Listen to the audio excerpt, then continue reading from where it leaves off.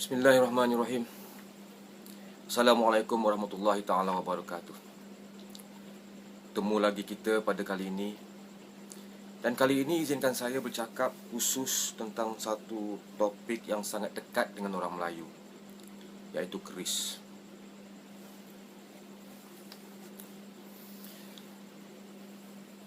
Dalam keris yang sebilah terkandung tuah dan maruah. Yang tuahnya selilit kepala, yang maruahnya selilit pinggang, yang tersembunyi dalam mata, yang tersimpan dalam pamur, yang tersorok dalam sepuhan, yang terselindung dalam besi, yang terpatri dalam baja, yang terpegang dalam hulu, yang terlekat dalam sarung. Itulah puisi yang ditulis oleh Pak Tenas Effendi, yang pernah bertugas di Universiti Malaya dulu, seorang budayawan daripada Riau yang banyak menulis tentang budaya Melayu Riau khususnya, dan budaya keris.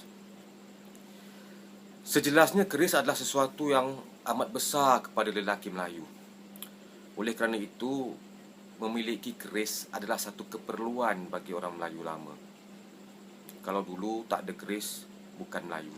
Kalau keluar tidak ada keris tersisip di pinggang, bukan Melayu. Begitulah. Tapi keris bukan sekadar senjata.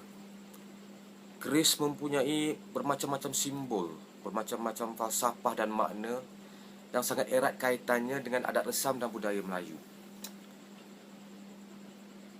Peranan simbolik yang lain yang dikaitkan dengan keris ialah simbol kejantanan, simbol wibawa, simbol harga diri, simbol jati diri, simbol kedaulatan, simbol kekuasaan.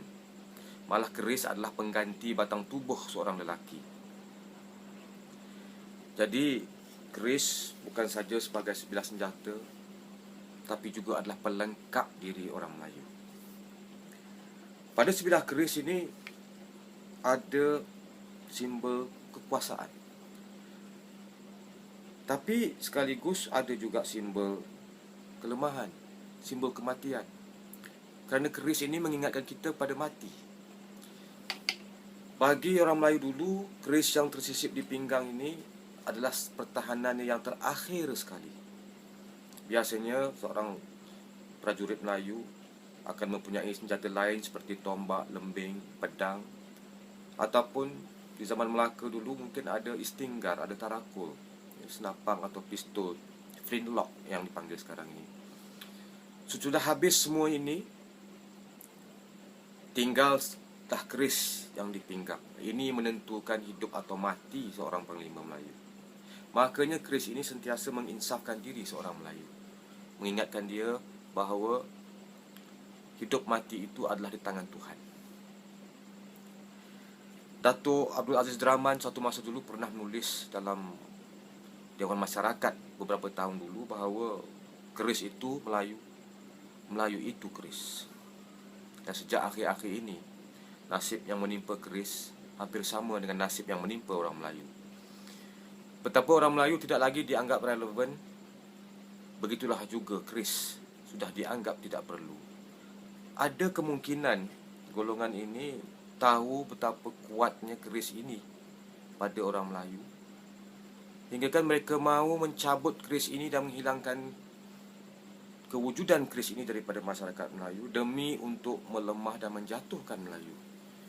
Dalam sejarah, perbuatan menyingkirkan keris daripada tangan orang Melayu sudah berlaku zaman berzaman. Di zaman Melaka jatuh kepada Portugis umpamanya, apa yang saya dapat tahu bahawa tidak ada siapa pun lagi dibenarkan berkeris, melainkan seorang yang dipanggil Kapitan Melayu. Makanya keris tempur Melaka yang begitu terkenal dalam hikayat-hikayat lama hilang begitu saja. Hingga sekarang saya masih belum berjumpa satu sampel, satu contoh keris tempur Melaka. Perkembangan keris dulu di tanah Melayu sudah begitu berkembang hingga diiktiraf oleh Jawa. Keris tempur Melaka yang begitu berbeza dengan keris Jawa. Tapi di manakah keris tempur Melaka itu sekarang? Di zaman British, zaman Belanda, berlaku yang sama.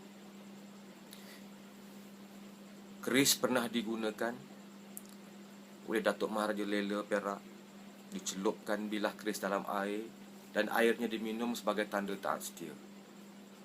Begitulah hebatnya keris pada orang Melayu. Namun, keris masih kekal hingga sekarang, alhamdulillah, dalam adat istiadat diraja, dalam istana, sebagai alat-alat kebesaran. Keris masih lagi digunakan oleh para pengantin dalam persandingan. Keris masih lagi digunakan oleh para aktivis dalam memperagakan busana. Apabila ada majlis-majlis resmi dan mereka berbusana, maka keris ini tetap menjadi pelengkap kepada busana. Dan keris masih kekal dalam perlambangan di negara kita. Dalam lambang jata, polis, tentera, bahkan negeri-negeri masih ada wujudnya keris. Kalau di seberang, di Indonesia, sudah tak ada lagi. Ini mungkin kerana keris ini dikaitkan dengan institusi raja. Dan kerana Malaysia ini masih lagi diperintah oleh seorang raja dan Indonesia sudah menjadi sebuah republik, maka keris hilang daripada segala perlambangan yang ada di negara itu.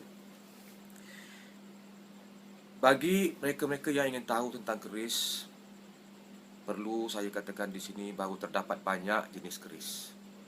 Bukan semua keris sama.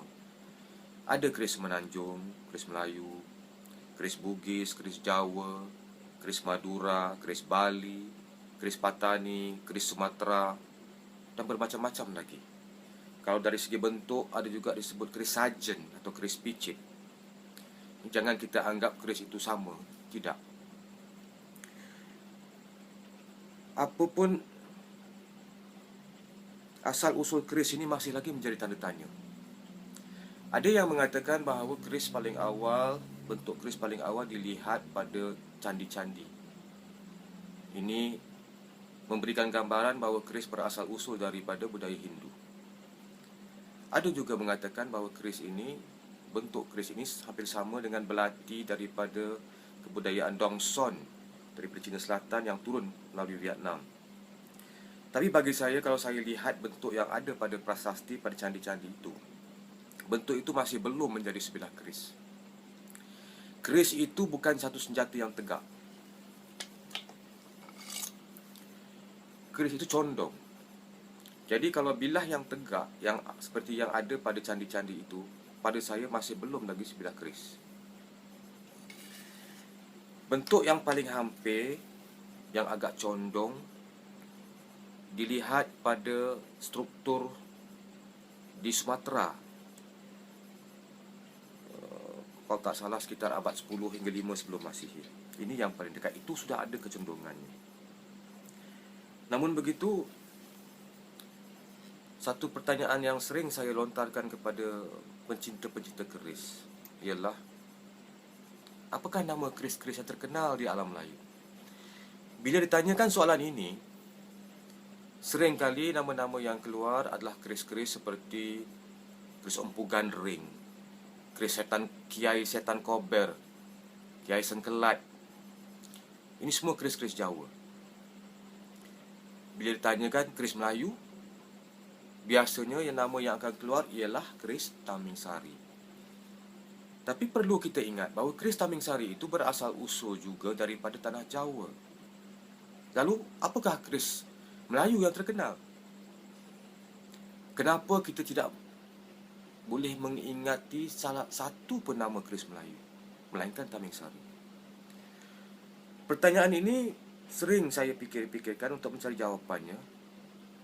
Dan apa yang saya lihat ialah dalam budaya Melayu, kita tidak meletakkan keris ini di tempat yang sama seperti mana yang diletakkan oleh mereka-mereka daripada Jawa.